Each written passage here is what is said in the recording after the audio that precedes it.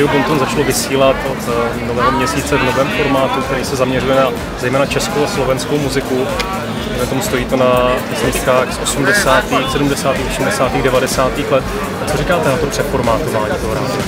Pokud to bude přeformátovat, tak já doufám, že to bude dobrou věci, protože český člověk chce české písničky, chce si zapamatovat nějaké texty, nějaké melodie.